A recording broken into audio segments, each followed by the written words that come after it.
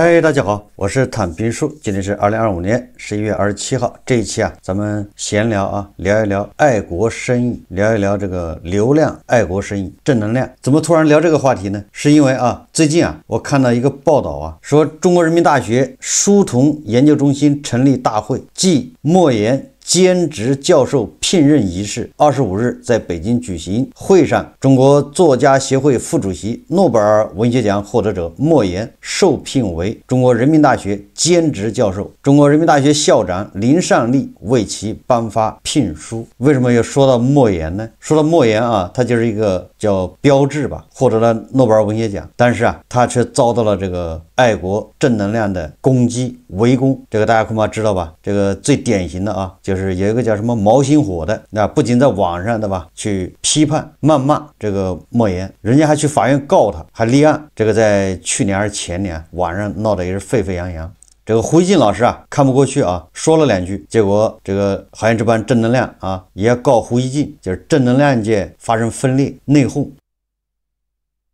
所以由這個莫言啊獲聘人大的教授，對吧？他本來是北師大的教授吧，現在又獲聘這個人大教授，對吧？我想起了啊，這個正能量界所幹的一件事情。正好啊，這個國際關係專家黃日漢教授啊，他發文說啊，他說有意思，那個要起訴莫言的說真話的毛星火直接被消耗了啊！原來被禁言被消耗的不僅有這個說安卓機、蘋果機的，對吧？還有正能量也被消耗。說正好同一天，莫言被中國人民大學聘為教授，毛星火消耗和莫言被聘為人民大學教授居然是同一天，那也巧合啊！什麼意思啊？这個黃教授啊發文評論說啊，你們說為什麼一些烏合之眾老是和社會主流價值觀相悖，還以為自己代表正義？他們跟着一些民粹大 V 罵聯想，罵農夫山泉，罵蔡瀾，罵許倬雲，罵齊邦媛，罵莫言，毫無三觀，人云亦云，被人賣了還替人數錢，認知匹配了苦難。這些人沒有意識到，他們只是烏合之眾的民粹，根本代表不了人民。這個黃教授說啊，看看莫言教授聘任儀式，就知道主流價值觀是怎樣的判斷。遠離民粹大 V，多讀點書，才能讓自己和家人過上好點的日子，不然你只能成為電信詐騙的基本盤。最近啊，這個基本盤這個詞在網上也比較流行，已經成了一個梗了。被罵的莫言啊，從不回應，一字不提，跟他的名字啊完全相符。這莫言啊，不僅是中國作協副主席，多年來擔任北師大教授，現在又被人大評為教授。不久前還受邀參加過國家級慶典，其話劇在國家大劇院上演等。罵不倒的莫言顯然成立。話說這個正能量界啊，自從加藤老師壞了事以後啊，為什麼說壞了事呢？實際上這個壞了事這個詞啊，主要我這兒啊是引用《紅樓夢》裡面的一句話。這個秦可卿死了之後啊，那個他公公啊賈珍啊，不知道出於什麼目的啊，也可能是內疚啊，就要給他這個兒媳婦要高規格或者叫超規格辦葬禮。那首先要找一副好棺材，這時候正好薛蟠啊，他開棺材鋪，他那就有一副好棺材。那個棺材薛蟠介紹啊，說當年先父帶來，就是還是從薛蟠他爸手上這個進過來的。給誰的呢？原來是系忠義親王老千歲要的，忠義親王老千歲要的這個棺材給他定的。因他壞了事，也就是忠義老千王壞了事，這個棺材他就不配了，不敢用了，對吧？你作為一個犯人，你再用這麼好的棺材，那就越級啊，那叫僭越，應該是這個意思啊。所以叫忠義老千王壞了事。壞了事指什麼意思呢？反正就是犯了錯誤被抓，要麼就是謀反，要麼就是貪污，革職查辦。所以我們說加藤老師壞了事，加藤老師壞了事也是差不多啊，偷稅漏稅嘛。所以說正能量界啊，自從加藤老師壞了事以後啊，大量的基本盤就像那個无頭的蒼蠅啊，沒有主人。當然它裡面有很多小的啊愛國正能量，但是由于他們這個無論是格局還是歷練各方面啊，難以這個一統這個正能量界，不能做不到這個什麼叫登高一呼是吧？蒼蠅雲集還做不到，所以這個正能量界啊就開始分裂，爭奪這個一哥的位置，所以內部就互相攻擊。本來啊，這個胡錫進老師是有望啊這個爭一爭啊這個一哥的位置的，但是胡錫進老師他畢竟啊他這個良心未泯呢，還有殘存的一些人性啊，隨着胡適啊在這個波動不穩定。我前一陣子直播或者做節目時候我也說了，我有那麼一陣子啊，刷抖音啊，老是刷到這個抖音狂給我推薦一些博主，那個這個三觀非常炸裂啊，他那個說的那些東西是切片啊，你一刷就能刷到，老给我推送各種內容非常炸裂。其中有那麼一位啊，不知道是什麼盟主還是什么，我也不太知道，没看過，就是好像講什麼1644史觀，說實話我也沒聽懂他這是什麼意思。總之好像啊，就是他們把我們現在不是現在啊，有那麼一段時間咱們的教科書不是說咱們是百年恥辱嘛，对吧？近代史咱們是被半封建半殖民，对不对？等等啊，就是咱們近代史咱們中國所受的屈辱、落後、被人吊打，這一切都怪滿清，怪滿清入關。大概1644年滿清入關嘛，大概這意思啊。先不論啊，他這觀點對還是錯，我們把我們現在的生活，对吧？現在遇到的困難，我們過得好還是壞？如果還怪罪到老祖宗身上，或者怪罪到古人身上，哎，他們是不認這些人是祖宗的啊，他們那就是古人吧？你還怪罪到古人身上，有什麼意思呢？就好比你現在混得不好，对吧？你賴你爺爺、賴你太爺爺沒有參加革命，對吧？腦袋沒憋在褲腰帶上，人家這個權貴為什麼現在吃香的喝辣的，對吧？能夠在所有的功臣裡面扒一層皮，為什麼？因為人家的爺爺，對吧？人家的太爺爺，人家先輩，那可是腦袋憋在褲腰帶上啊，對吧？這是拿命換的。你的爺爺、你的太爺爺那個時候追求的是3畝地1頭牛，老婆孩子熱炕頭，對吧？你爺爺、你太爺爺追求的是把門一關，自己在家稱帝。那你現在還是牛馬，對吧？還是韭菜，很正常，是不是這個邏輯？就是說，你把你現在啊這個不幸不順全部怪罪於你爺爺、你太爺爺，有什麼意思呢？是不是這個邏輯啊？滿清入關打斷了說咱們的進程，這個說法啊也是值得商榷。但是很多人信呢，因為這個符合一些黃漢啊，就是那個也就是說漢族沙文主義吧。實際上這個都是在挑動這個人群對立啊。有一些民粉啊，就認為明朝好。我們現在，對吧？你當前的困難不能正視，當前的矛盾你不敢去刨根問底，你把這個都怪到古人身上，實際上是一種轉移矛盾，而且是挑逗各種族群啊，各種對立。按照王朔說的一句話啊，叫現實的牆啊，他繞着走；紙糊的牆，他拿刀扎。我記得好像這個王朔這個話說的也是加德老師吧，我有那麼點印象啊，對吧？把我們現在發展中遇到的問題推給古人，就這麼大點能耐，哎，這就是正能量界幹的事啊，這就是這些愛國正能量，因為他們是說什麼有流量他就說什麼，然後割韭菜，对吧？然後去帶貨啊，帶什麼貨呢？你帶貨也沒毛病啊，就是我其實並不反對啊，直播帶貨，雖然我本人不帶貨啊，但是我不反對別人帶貨，對吧？因為畢竟是做生意嘛，沒有什麼高低之分啊。但是你要憑良心賺錢，對吧？你帶貨，你要保證你的東西賣的，你要對得起你的相信你的人，对吧？相信你的粉絲，你要對得起他們，人家是冲着你買的東西，你要保證這個質量，不能讓人失望。你跟人帶貨高利貸說咋回事啊？我看網上有個炒股的一個叫王小雨的啊，他不是粉絲特別多嘛，拍短視頻，然後這個一個女的啊。然後他下面做廣告，就是那個高利貸的鏈接，結果好多網友就說他，人家這個女的出來道歉了，說他不應該代言這個，就是帶貨這個高利貸，以後絕對不敢了，他自己也不知道啊，以後再看到這種小貸平台啊，這種 APP 再也不敢這個推薦了。也就是一個女的啊，人家都敢這個出來認錯。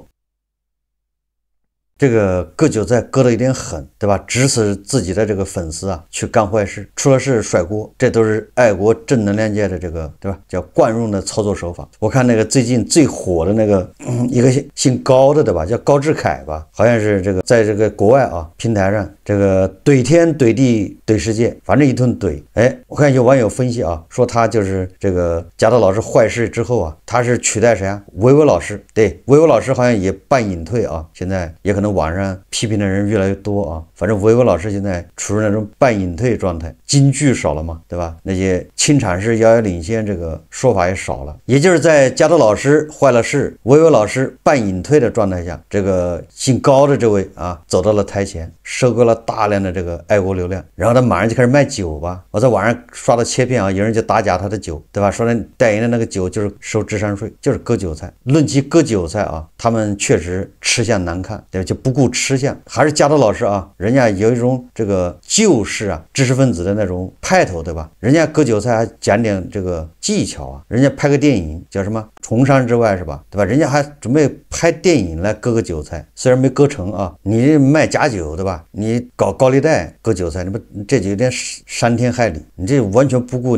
你那些基本盤，那韭菜的身體健康，你也不在乎你那些韭菜是不是傾家蕩產，就找死裡割，連根刨。確實啊，這個照加州老師來說啊，這些不顧吃相。關於加州老師和莫言之間的這個恩恩怨怨也很有意思啊。當然，這都是加州老師單方面跟莫言老師的恩恩怨怨啊。這莫言也不理他，對不對？我記得這個莫言剛拿諾貝爾獎的時候，加州老師還是高興了一陣子的，公開啊大誇特誇。這文化自信嘛，這對吧？這洋獎我們想拿也能拿得到，現在沒拿到那是因為我們不想，對吧？我們看不上，實力早就夠了，我們只是不願意拿，對吧？要拿也拿到了，你看莫言文學獎，對吧？醫學獎也拿到了，所以說啊，這就是拿不拿完全憑自己的這個需要，對吧？已經不必那麼執着了，主打一個就是隨心所欲，自信嘛。後來不知道咋了，這個莫言老師啊得罪司馬南了，當然也有可能是不理他的吧，人家吹你，你好歹回應一下，這是花花轎子人叫什麼？人抬人嘛，就花花轎子越抬越高是吧？一個籬笆三個樁嘛，一個好漢三個班。我吹捧你，你也回應一下。結果莫言嘛，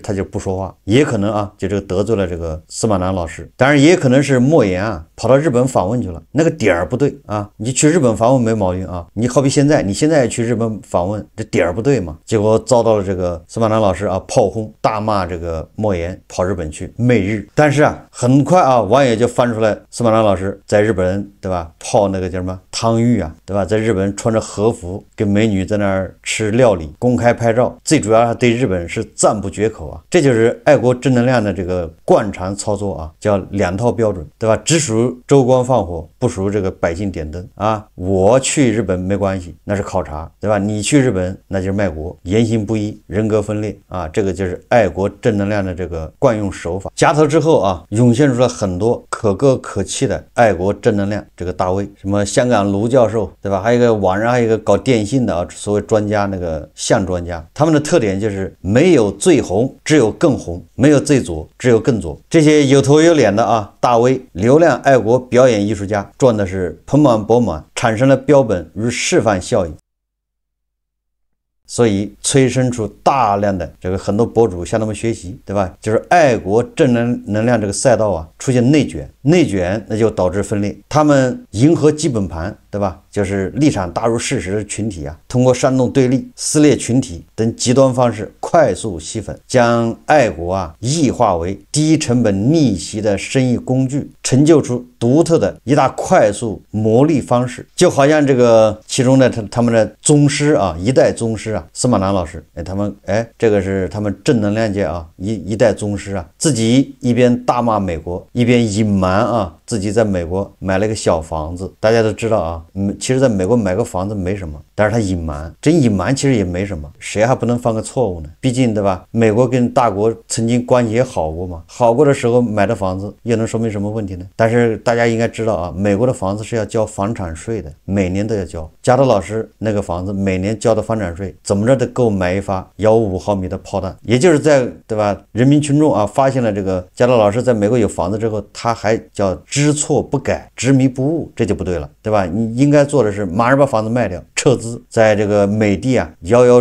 欲墜的樓市啊房地產再給它做空嘛。這按照愛國正能量的說法，你這個時候賣股票賣房子都屬於做空啊，都屬於，尤其你看啊，我們現在對日本關係緊張的時候，你這個時候賣股票賣房子那就是漢奸，你就媚日。我們對美國關係緊張的時候，你賣房子賣股票那就是對吧？大侄子也是漢奸。所以按照這個愛國正能量的這個慣用邏輯啊操作手法，加州老師他應該把美國的房子賣掉，對吧？在美國做空，給那個搖搖欲墜的美國樓市啊加上最後一根稻草，保不齊美國再來一次，對吧？這個次貸危機。但是加州老師沒有這麼做，堅持啊每年買一顆這個155毫米的炮彈送給美國，這個就說不過去了。這麼多年，對吧？已經捐贈了多少顆155毫米的炮彈？這個炮彈以後會射向誰？細思恐極啊！由於這個愛國賽道啊太香，對吧？誰吃誰知道，所以有很多聰明人呢，也擠上這個愛國賽道，導致愛國賽道內卷。這裡面典型人物就是張雪峰老師，帥不過3秒啊！張雪峰老師豪言壯語，對吧？要捐1個個億是吧？後來張雪峰老師也是贩賣焦慮的吧，被禁言，禁止關注吧。後来刑满釋放，再后来又壞了事，就是张雪峰老師也壞了事，兩張皮啊，明明對吧是在什麼地方看球賽是吧？看演唱會，對，看伍佰的演唱會，非要說自己在哪兒支持國家隊還是支持什麼全運會，就這種小聰明，本來是對付他的基本盤的，對吧？因為他的基本盤就吃這一套啊，結果畢竟還是名氣大，對吧？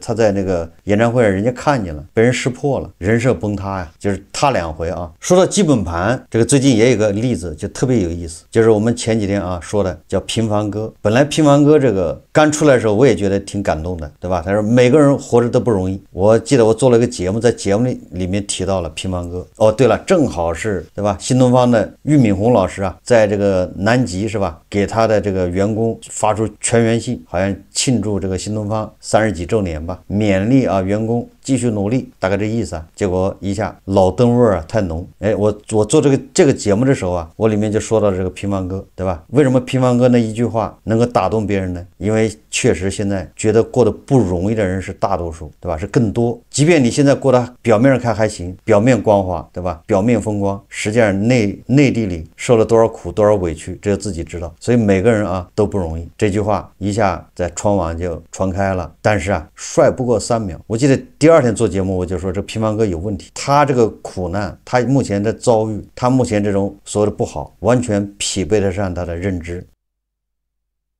我記得我做了個節目啊，我配了他的視頻，就是大概其啊，他應該是從北京去燕郊的高速上騎個電動車，也不戴頭盔，還上了高速，這種視自己的生命還他人的生命如同兒戲啊，就是他眼裡沒有什麼交通規則，沒有規則。還有啊，2個外賣小哥，對吧？發生了車禍，他居然唆使一個人走，對吧？跑了就算了，再加上他讓那個騎摩托車那女的，对吧？那個車手啊，放什麼在平凡日子裡掙扎那個歌的時候，一而再再而三的要求人家，活脱脫的像個小孩跟媽媽要玩具，对吧？或者跟大人要糖吃，你不給我就要，接着要。我記得我分析过這種心理，結果真的啊，活不過2天，現在已經翻車了吧？他的困難是他認知導致的。我在這兒說不是批評他啊，因為這樣人太多了，是被你發現了，然後被你把他報到網上去了，對吧？接受網友的檢閱啊，結果他哪經得住啊？人性的這個本性暴露無遺，對吧？他埋怨那個摩托車手不幫他，他埋怨着摩托車手，对吧？寧願把這個賺的錢呢，直播打賞的錢捐給那個基金會做公益，也不給他，也不幫他，等等啊，活脫脫體現一個叫什麼一桶水不是叫1斗米養個恩人，1擔米養個仇人。說這個是為了說基本盤的目前一個現狀，這就是基本盤，這就是基本盤的認知，這就是基本盤的本性。這個不就是8到15歲的一個特徵嗎？這個基本盤還有一個特徵，就是過分自信，對吧？他們相信所謂的傳武，他們相信所謂的傳統文化，他們相信所謂的，對吧？這個中醫，這些有它的這個先進之處，但是你不能迷信，對吧？這個尺有所短，寸有所長，但是你迷信它，那你就是這個上當受騙。過於自信不就是迷信嗎？這些傳統的東西啊，實際上恐怕都是近多少年宣傳造成的。我在以前節目說過啊，這就實際上跟梁啟超有很大關係啊。就是巫術變法失敗之後啊，梁啟超不跑到日本去了嗎？當時我們是积贫積弱，確實啊，我們還是個農業國家，面對的都是經過工業化革命的國家，他們已經武裝起來了。那這個咱們雖然大，但是弱。為了改變這種現狀，為了讓這個國民啊團結起来，所以梁啟超一個人在那兒閉門造車啊，發明了很多詞彙，很多這種傳統，很多第一，什麼4大發明、4大古國，一大堆的啊，這概念不是梁啟超發明的，就是梁啟超編造的，要麼就是梁啟超把別人的发揚光大，對吧？因為他是大文豪啊，是吧？他為了是喚起國人這種團結，是吧？他就是把過去的東西加工整理。但是我們現在的人要對過去有個清醒認識，不要一說到傳統好像就是先進，好像一說傳統就是好。裹腳布也是傳統，怎麼扔掉了呢？那裹腳布難道不是傳統文化嗎？伴隨了我們上千年的傳統就這麼扔掉了，不可惜嗎？有人啊把我們的傳統、把我們的歷史和世界歷史做了一個對比，就是時間軸上进行对比，就是當我們的老祖先啊使用甲骨文的時候，也就是距今3600年前，這個我們在用甲骨文，埃及人就開始用沙草紙記錄了1元2次方程，我們還是用龜殼上畫的那個符號來記天。人家已經用1元2次方程，並且開始計算三角形面積公式。春秋戰國啊，墨子兼愛天下。同時期啊，歐几里得創幾何原本數學著作，奠定後世數學的發展基石。正當孔子啊周遊天下，四處求官不得的時候，孔子提出什麼君君臣臣父父子子啊，君為臣綱，父為子綱。實際上表現着對權力的一種膜拜，我們稱之為孔圣人啊。但是在同时期啊，古希臘已經建立了最早的陪審團制度，普通人的意見和权利得到重視和善待。在戰國末期，阿基米德手握槓桿，說啊，給我一個支點，我能支撐起整個地球，提出了槓桿原理。同時期啊，古希臘叫埃拉托瑟尼計算出地球的周长與月球的距離。這個時候啊，秦始皇正忙入焚書坑儒。當古羅馬攻克混凝土穹頂技術，萬神殿突破建築的極限，12銅表法奠定西方法治傳統。這個時候漢朝啊正推行廢黜百家，獨尊儒術的時候。說說我們最稱頌的這個宋朝，對吧？北宋南宋老百姓最富的時候。正當這個北宋理學家程朱理學嘛，宣揚啊餓死事小，世界事大。這個時候啊，英國牛津大學成立。南宋對金國割地称臣的時候，劍橋大學成立。蒙元帝國的開國皇帝忽必烈南征北伐的時候啊，英格蘭簽署了大憲章，英國國會成立了。正當啊元朝科舉考試指定四书五經為考試專用書籍的時候，意大利已經有了醫學院。我在想啊，元朝的时候之前啊，意大利恐怕歐洲也叫傳統醫學，但是对吧？意大利成立了醫學院。這個醫學院幹什麼呢？老師帶着學生解剖屍體，上醫學課。當我們的明英宗啊在土木堡被瓦剌人抓住的時候，意大利誕生了專利保護法。正當我們对吧這個在研究啊，就是這個于謙嘛任兵部尚書啊，要怎麼樣贏回這個明英宗的時候啊，德國已經用3元合金金屬活字印刷。當明孝宗啊整頓吏治铲除宦官的時候啊，哥倫布已經發布了地球是圓的，並且發現美洲新大陸。也就是我們要正視啊，我們歷史对吧？我們這個古代到底怎麼回事？傳統到底怎麼回事？不是先進，文化自信有必要，但是不要過頭，要正視差距。我们经常说我們的古代建築啊，木頭的對吧？叫什麼榫卯工藝是吧？就是不要一根釘子啊。實際上這是最大的誤解，對吧？你但凡去希臘，去什麼埃及，去那個土耳其這些地方，你就看看那些教堂，對吧？都是1000多年前的、2000年前的那些教堂啊，那些建築，那穹頂技術。你再去故宮看一下，那裡面柱子有多少根？皇帝就在那麼狹小那種，你外面看很宏偉啊，但裡面實際上它得靠木頭去撐着，也就說明啊，你這個建築啊，你還不會用這種，說來說去就是你的物理和數學不行。我們說啊，四大發明，火藥是我們發明的，沒錯啊，但是啊，我們發明的火藥它做不了槍炮，還是這個是吧？諾貝爾是吧？他們發明的叫黃火藥還是黑火藥，那不是一個東西啊。今天這一期就是閒聊啊，聊一聊我最近看到的這些怪現象。我們既不要沉迷在過去傳統文化的這種自信裡面，但是也不要妄自菲薄，在固執堆裡面找答案也沒什麼太大意義了。我們應該看當下，對吧？缺什麼課補什麼課，對吧？現在缺的就是啟蒙，缺的是獨立思考，缺的是邏輯思維。如果這個現狀得不到改變，那我們只會周而復始，把過去的事情再演一遍，過去的路再走一遍，從秦到清實際上是一回事啊，只是換了姓。好，這期節目咱們就聊這麼多，感謝大家收看。如果喜歡我的節目，歡迎訂閱轉發，也可以在下方留言評論，謝謝大家。